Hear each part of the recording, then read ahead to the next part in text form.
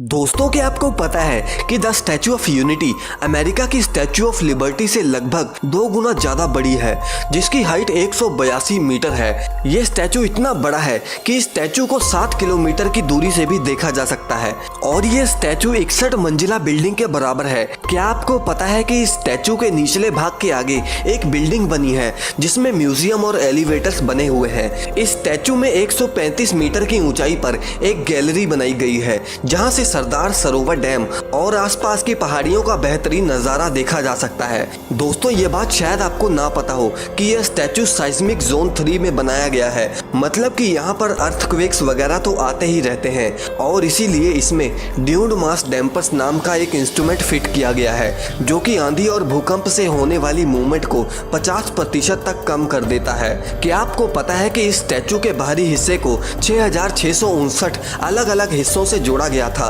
जो कि एक बहुत ही बड़ी पजल सॉल्व करने के बराबर था। अब आप ये सोच रहे होंगे कि आखिर इतनी खूबियों के बाद भी ये स्टैचू फेल कैसे हो गया। दरअसल दोस्तों, आपकी जानकारी के लिए मैं बता दूं कि इस स्टैचू को 3000 करोड़ रुपयों में तैयार किया गया था, जिसमें सिर्फ स्टैचू की कीमत 1350 करोड़ रुपए है, जो कि 180 मिलियन डॉलर्स के बराबर है। लेकिन आपको कंपैरिजन के लिए मैं बता दूं कि इससे पहले वर्ल्ड का सबसे ऊंचा स्टैचू चाइना के स्प्रिंग टेम्पल में लॉर्ड बुद्धा का स्टैचू था। ये बात आपको हैरान कर देगी कि वो पूरा का पूरा स्टैचू 55 मिलियन डॉलर्स में बनाया गया था और सिर्फ स्टैचू की कीमत की बात करें तो वो थी 18 मिलियन डॉलर्स। अब आप इस कंपैरिजन पर नजर मारिए कि वर्ल्ड का दूसरा सबसे ऊंचा स्टैचू 18 मिलियन डॉलर्स में बना था, लेकिन इस दुनिया का सबसे ऊंचा स्टैचू 180 मिलियन डॉलर्स में बना था, मतलब कि 10 गुना ज्यादा पैसों में। अब कुछ लोगों का ये मानना होगा कि ये सारे पैसे तो रिकवर हो ही जाएंगे जब यहाँ पर टूरिस्ट घूमने फिरने आएंगे,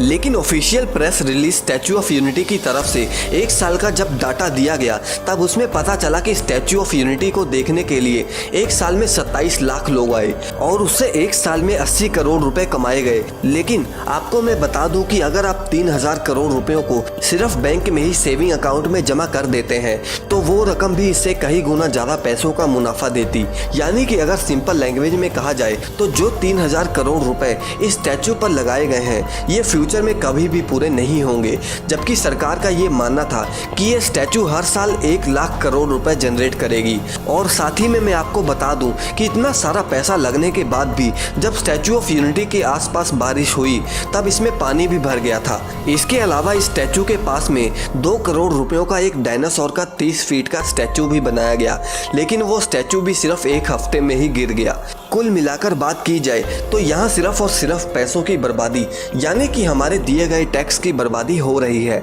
जो कि शायद खुद सरदार वल्लभ भाई पटेल भी ना चाहते। और आपको मैं बता दूं कि इतने पैसों में Sardar Patel memorial, medical college, university, sports park, library, hospital के अलावा भी बहुत कुछ बनाया जा सकता था। अब कई लोगों का ये मानना है कि भले ये स्टैचू पैसों की सेंस में अच्छी रिटर्न ऑफ इन्वेस्टमेंट ना हो, लेकिन ये एक बहुत ही अच्छी टूरिस्ट साइट है जो कि लोगों को नौकरी भी प्रोवाइड कर रही है। लेकिन अगर नौकरी प्रोवाइड करना ही मेन मोटिव होता तो इसे और भी अच्छे सेंस में किया जा सकता था, जैसे कि अगर सरकार स्किल डेवलपमेंट सेंटर खोल लेती तो और भी ज़्यादा लोगों को जॉब्स मिल सकती थी। और साथ ही में आपको ये तो पता ही होगा कि ये सभी टूरिस्ट अट्रैक्शन पिछले 2 सालों से कोरोना काल में बंद ही पड़े हुए हैं, और अगर इसे टूरिस्ट अट्रैक्शन के मोटिव से बनाया गया है तो इतने पैसों में तो और भी काफ़ी शानदार स्टैचू बनाया जा सकता था। जैसे कि आप इस स्टैचू को देखिए, इस स्टैचू को 100 करोड़ रुपयों में बनाया गया है, जो कि एक काफ़ी पॉपुलर टूरिस्ट अट्रैक्शन है। दोस्तों, इसके साथ साथ ये भी कहा जाता है कि इतनी महंगी मूर्ति बनाने के बाद भी